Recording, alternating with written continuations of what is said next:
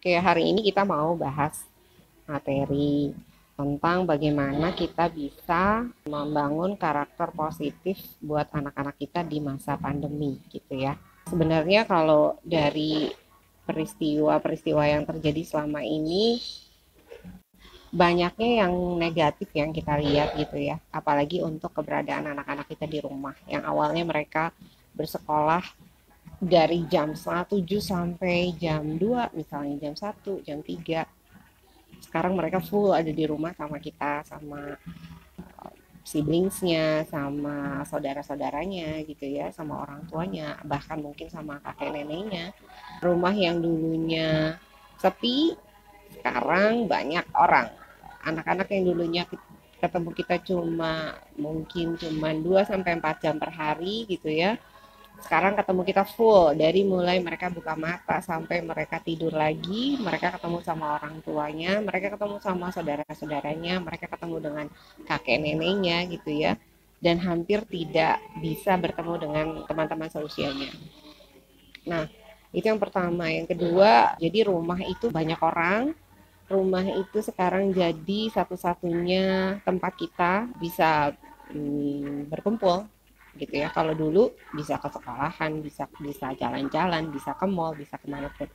Sekarang nggak bisa. Itu yang pertama. Jadi orang-orang yang dulunya punya space di luar rumah sekarang nggak punya. Sampai saat ini nggak punya. Bahkan the good news or bad newsnya di Jakarta juga mulai PSBB lagi mulai hari Senin besok. Nah, apa sih dampaknya buat anak-anak kita gitu ya, dan apa dampaknya buat kita, apakah selama ini kita sudah menyadari bahwa ada dampak positif maupun ada dampak negatif. Kalau dari hasil survei beberapa lembaga pendidikan baik di level universitas maupun di lembaga pendidikan non nirlaba, kebanyakan dari mereka mengungkapkan bahwa sebagian besar anak-anak kita nggak terlalu happy gitu ya ada di rumah. Itu penelitian yang pertama. Yang kedua, penelitian selanjutnya juga bilang bahwa most of parents juga nggak ngerasa happy gitu ya dengan adanya kondisi ini. Jadi bisa dibayangkan kalau kita nggak happy, anak-anak kita juga nggak happy, dan kita berada di rumah yang sama. Kira-kira gimana tuh gitu ya, kira-kira seperti apa kondisi rumah kita sekarang setelah 6 bulan sampai 9 bulan lebih ini. Nah, belum lagi yang sekarang dilakukan itu kan PJJ ya, pembelajaran jarak jauh atau belajar di rumah, apapun istilah yang dilakukan, apapun istilah yang diberlakukan gitu, itu yang terjadi. Nah, intinya bahwa anak-anak kita ini mengalami sesuatu yang berbeda, sesuatu yang tidak pernah terbayangkan sebelumnya. Sama sih sebenarnya sama kita. Yang pertama itu bahwa anak-anak belajar bahwa ada satu kondisi di mana kondisi ini tidak pernah terbayangkan sebelumnya, tidak pernah terprediksi sebelumnya gitu ya, bakal ngadepin kondisi kayak gini. Dan kita nggak tahu sampai kapan kondisi ini akan berlangsung. Atau ini yang disebut dengan uncertain condition, kondisi-kondisi yang tidak pasti. Jadi kalau orang nanya ini sampai kapan wabahnya, nggak tahu gitu ya. Baru dapat good news bahwa ini bahwa ini akan berubah, tapi ternyata kondisinya enggak gitu. Dan anak-anak juga akhirnya tahu bahwa ini memang sesuatu yang belum bisa kita pastikan kapan udahannya. Nah, itu yang pertama. Yang kedua, anak-anak juga akhirnya bisa melihat secara real kondisi di lapangan, maksudnya di rumah tuh kayak gimana aslinya. Sifat-sifat asli dari kita, sifat-sifat asli dari anak-anak muncul semua. Yang dulunya nggak tahu di sekolah kondisinya kayak apa, yang tahu guru, lalu muncul di rumah. Anak-anak itu kadang-kadang punya sifat-sifat yang berbeda ketika dia di hadapan orang tua dan di hadapan guru.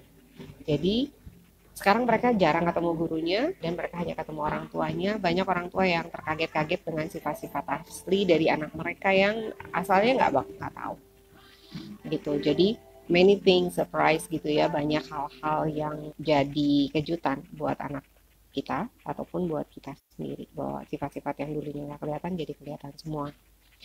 Nah, jadi sebenarnya ada nggak sih karakter positif yang kita bisa bangun di anak-anak itu dengan kondisi yang seperti ini, kondisi yang tidak pasti ini, mau tidak mau sebenarnya membentuk membentuk karakter baru di kita gitu ya.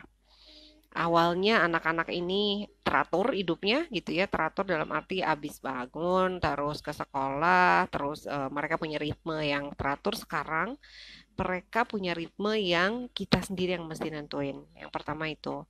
Jadi anak ini harus belajar fleksibel. Nah, itu karakter positif yang pertama.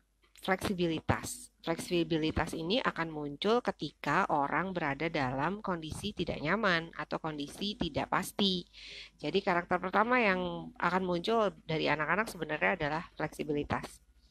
Yang kedua, setelah fleksibel, anak ini juga akan tumbuh minatnya terhadap hal-hal yang dulu dia nggak pernah kepikiran. Bayangkan anak-anak kita itu terbiasa untuk belajar apa yang disuguhkan oleh guru, apa yang ada di sekolah gitu.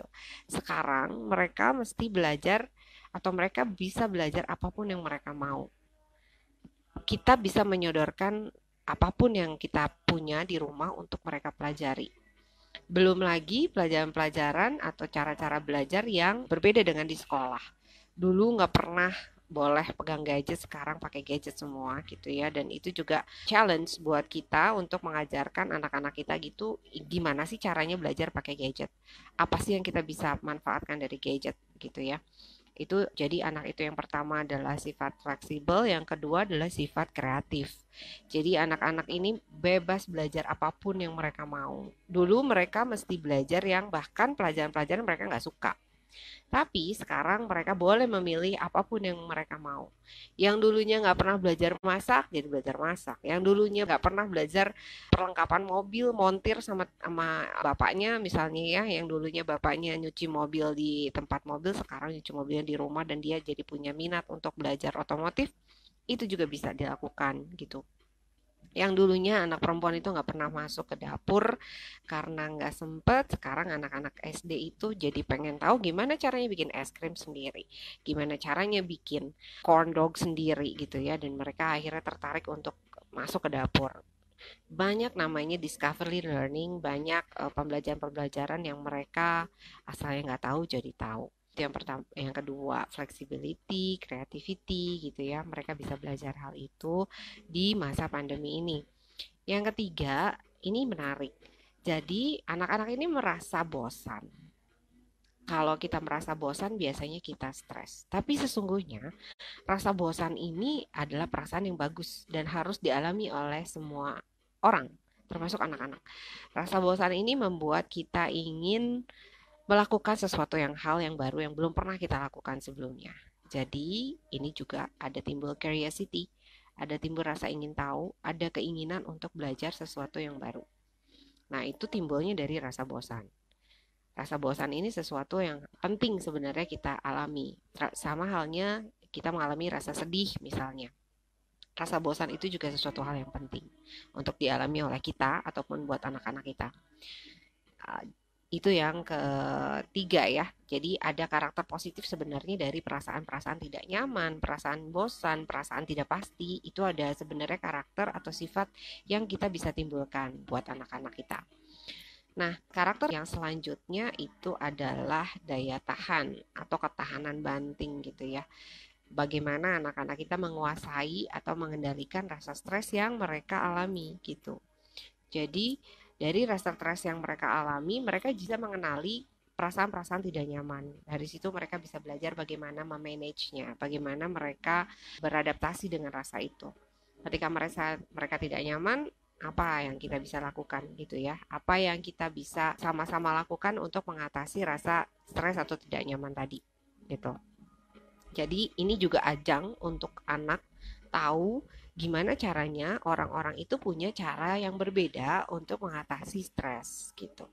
Misalnya dia lihat kalau bapaknya lagi stres itu dia nyuci mobil misalnya. Ibunya kalau lagi stres itu misalnya makan. Nah, dia sendiri ketika stres dia mau ngapain? Ketika dia merasa tidak nyaman dia mau ngapain? Dan itu sesuatu yang bagus untuk didiskusikan bareng-bareng sama keluarga. Jadi itu udah ada empat ya, flexibility, curiosity gitu ya, rasa kemampuan untuk berpikir secara fleksibel, kreativitas, lalu kemudian cara kita menghadapi stres. Itu aja udah 4 karakter positif yang kita bisa bangun sama-sama dengan anak-anak kita dalam kondisi seperti ini. Jadi jangan berpikir bahwa kondisi tidak nyaman yang entah sampai kapan ini tidak ada yang bisa kita tumbuhkan dari anak-anak kita. Justru dalam kondisi yang tidak nyaman ini banyak hal yang kita bisa ajarkan pada anak-anak kita. Belum lagi kita bisa mengajarkan perasaan, empati, bisa berempati pada kependeritaan orang lain, bisa berempati pada apa yang dialami oleh tetangga misalnya, oleh ayah kita, oleh neneknya, oleh kakeknya yang dulunya nggak pernah kelihatan sekarang kelihatan gitu. Yang kelima adalah empati. Anak-anak berlatih untuk melihat kondisi-kondisi yang dulu nggak pernah kelihatan karena mereka sibuk sekolah, sibuk les gitu ya. Jadi mereka nyampe rumah paling jam 4, jam 5 sore udah gitu tidur. Tapi kalau sekarang mereka punya banyak sekali waktu untuk mengeksplorasi hal-hal yang dulu nggak pernah kelihatan, dulu nggak pernah dirasakan, gitu. Dan ini jadi moment of truth buat mereka untuk belajar sebenarnya apa yang dibilang life skill.